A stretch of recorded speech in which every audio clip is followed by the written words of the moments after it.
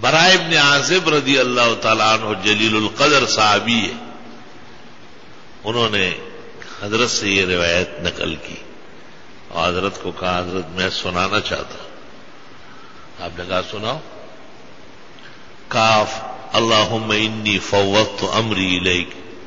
والجأت ظہری الیک رغبتا ورہبتا الیک لا ملجا ولا منجا منک الا الیک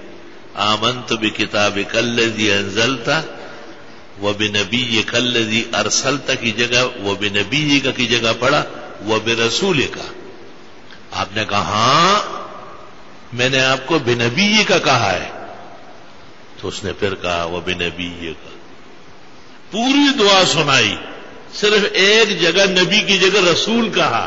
حالانکہ قاعدے کے مطابق رسول کا لفظ نبی سے بڑھ کر ہے، مگر اس جگہ نبی کا بتایا ہوا نہیں ہے، نبی کا بتایا ہوا نبی کا لفظ ہے۔ تو آپ نے صحابی کو ٹوک کے واپس کیا کہ میں نے تو آپ کو اس جگہ نبی کا لفظ کہا ہے، تم کیوں رسول ڈال رہے ہو؟ اور سارے جہان میں جب یہ روایت اور دعا آتی ہے تو یہ ساتھ ہے کہ وہ کہتے ہیں میں سنانے لگا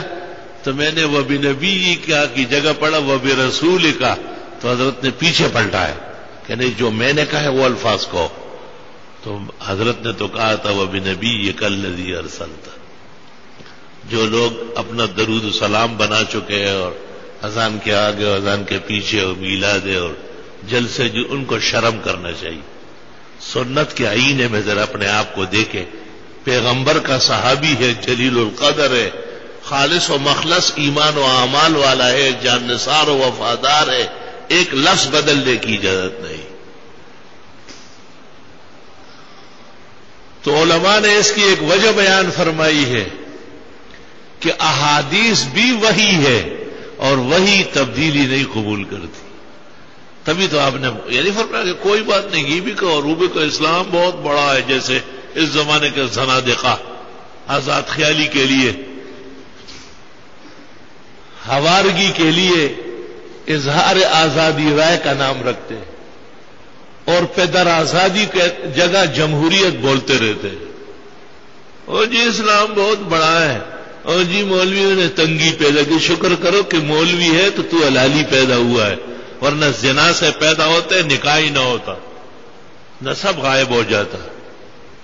شکر کرو کہ مولویوں کی وجہ سے بہن کو حرام سمجھتے ہو اور ماں کو بھی شہوت سے ہاتھ نہیں لگاتے ہو۔ علماء نہ ہوتے تو حلال و حرام کہاں سے آتے؟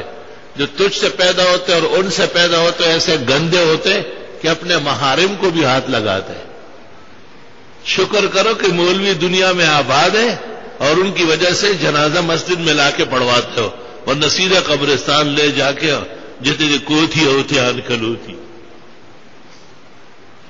علماء کا شکر کرو، ہر قدم پر دعا دو کہ خدا انہیں اور بڑھاؤ اور عزت و احترام دو، اور اس کی وجہ سے ہی فضا قائم ہے، اس کی وجہ سے ہی معاشرہ سرسبز ہے، ان کی وجہ سے ہی لوگ اسلامیات پر رواں دواں ہیں، ان کی وجہ سے ہی فرق کرتے کہ یہ بکرا ہے حلال ہے، یہ کتا ہے مردار ہے،